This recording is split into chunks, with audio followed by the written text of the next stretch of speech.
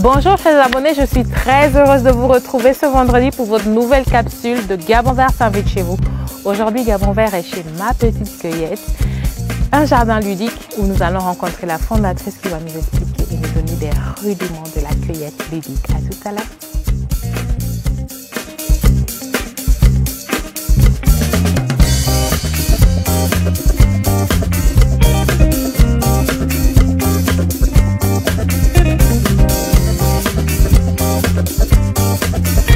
Bonjour Laure, comment tu vas? Ça va bien. Nous sommes très heureux d'être chez vous aujourd'hui pour nous parler de votre petite cueillette. Ma Petite Cueillette, qu'est-ce que c'est? Alors, Ma Petite Cueillette, c'est un jardin avant tout familial et urbain.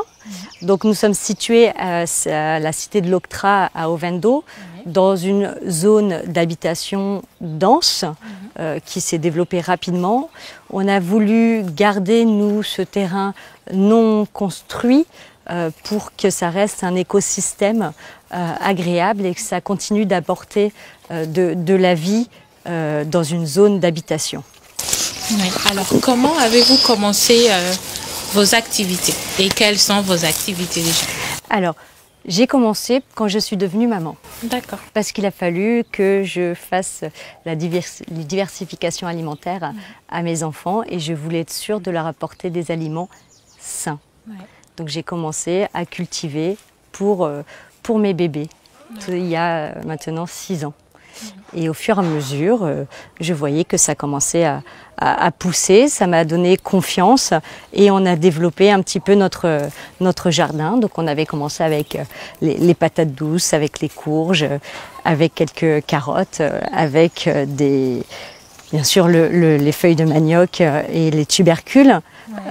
Et puis après, on a continué, bien sûr, de la citronnelle, de la menthe, les ananas, les fruits de la passion, la canne à sucre, nos agrumes, oranges, pamplemousse, citron, mandarine, les cacaoyers, papayers. On a aussi donc les corosol, bananes douces, bananes plantain, les pommes citerres, l'oseille feuille, l'oseille bissap, plusieurs basiliques. On essaye aussi donc de cultiver des plantes dites médicinales, dont l'artémésia. Voici un pied d'artémésia annua. Ça sent très très bon. Quelles sont les vertus de cette plante? Alors, l'artémésia, c'est un antipaludéen. C'est une plante qui est utilisée depuis déjà la nuit des temps dans d'autres régions du monde pour ses principes actifs et notamment ses molécules antipaludéennes. C'est un antiparasite et c'est aussi quelque chose qui va nous permettre donc de lutter contre les fièvres et les maux de ventre pour nous mesdames comme nous sommes certaines périodes. D'accord. Alors Ma Petite Cueillette, c'est aujourd'hui, je veux dire, un jardin ludique et pédagogique. Oui. Pouvez-vous nous en dire plus? Alors oui, on a ouvert du coup Ma Petite Cueillette aux familles parce que je pense que c'est important de laisser un endroit où les enfants vont pouvoir explorer aussi bien la nature qu'être au contact des animaux.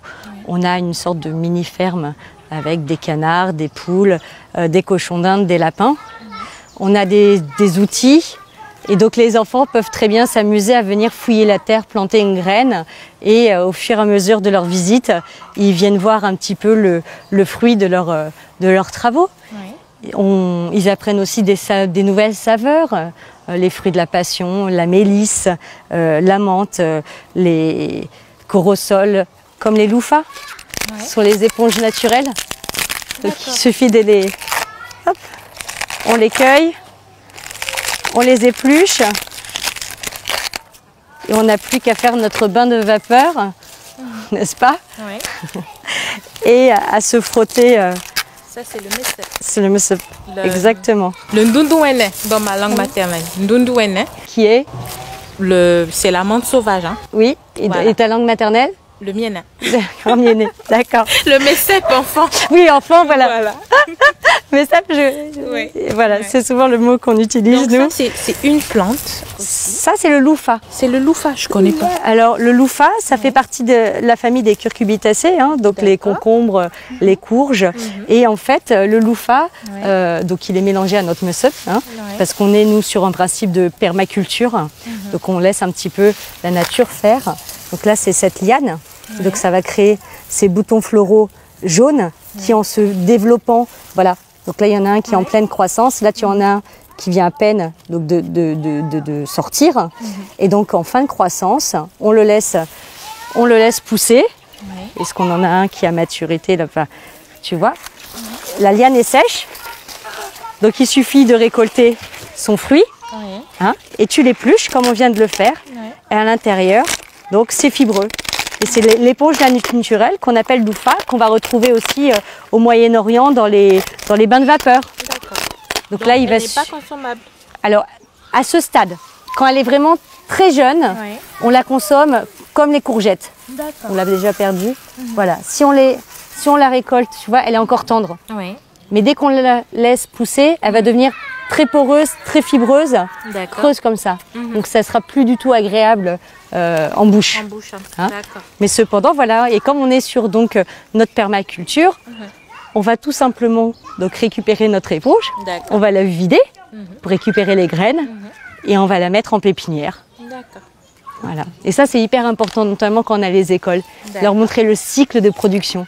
Qu'avec un pied, un fruit, on peut en avoir des dizaines. Bien sûr. D'accord. Et alors, comment ça se passe avec les écoles? Est-ce que ce sont les écoles qui viennent vers vous pour accueillir leurs élèves ou Alors oui, les maîtresses se passent entre guillemets le tuyau. Hein, et donc elles nous appellent, on fixe un rendez-vous, on voit de quels élèves il s'agit, on voit à quel moment de leur programme scolaire ils sont et on essaye de créer des activités qui vont rentrer dans ce programme scolaire.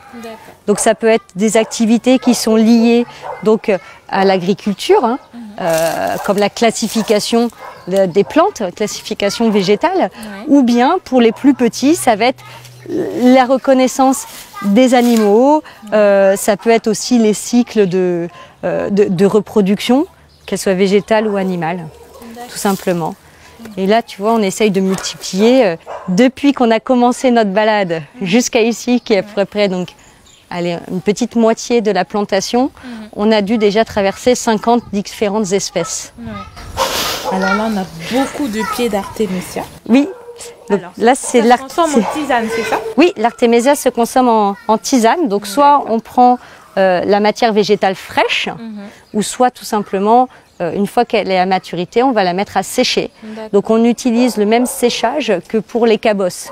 Donc, séchage naturel, traditionnel, sur des claies, en moustiquaire, la plupart du temps. On a notre support qui est à l'abri de la pluie. Donc, on coupe, on débite et on met à sécher. Voilà.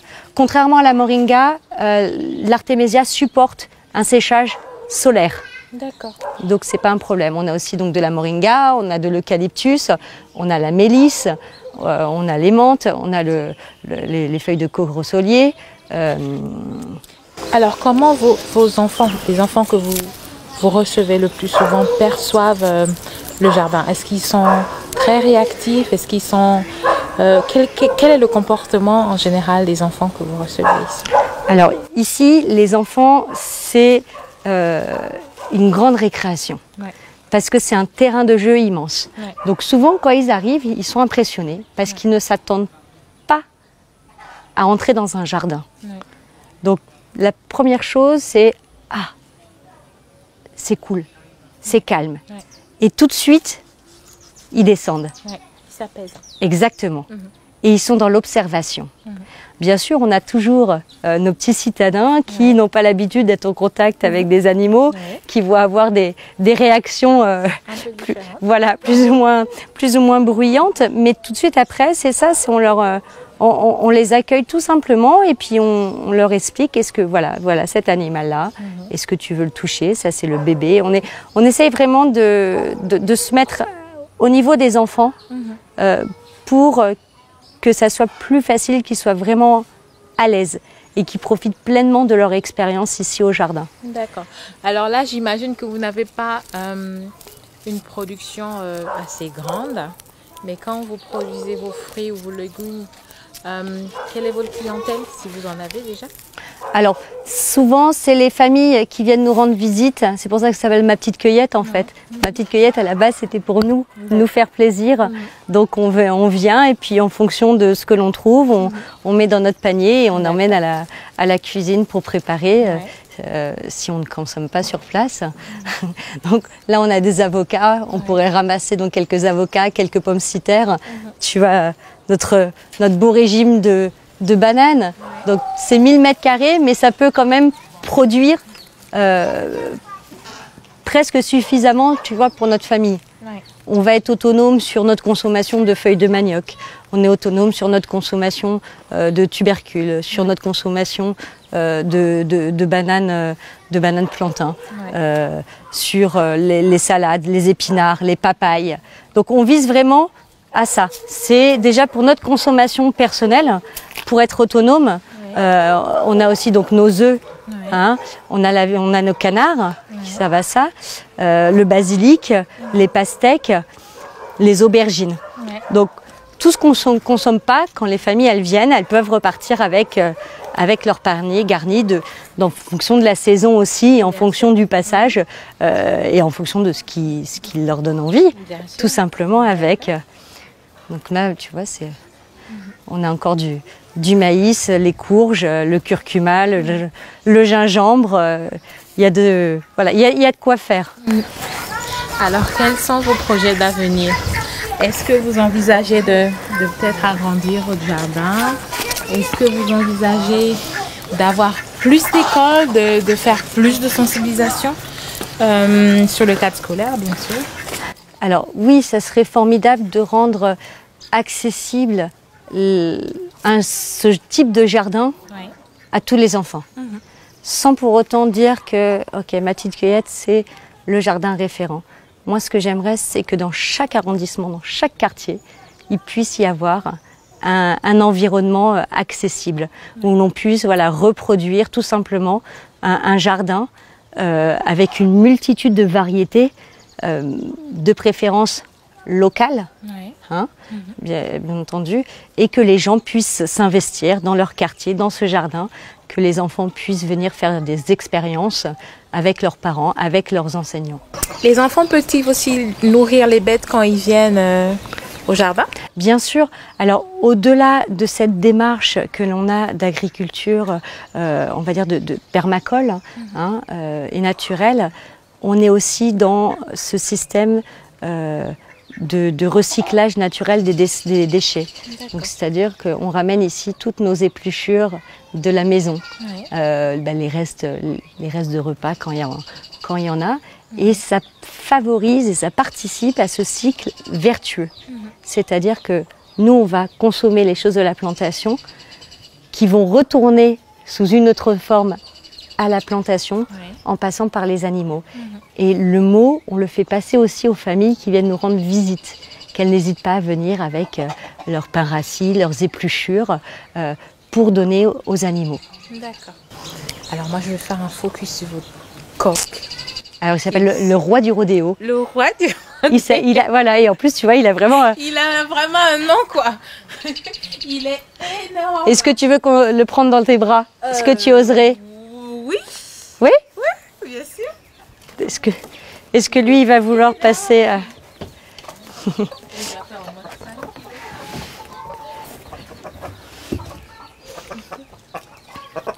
Tu me vois venir? Tu me vois venir?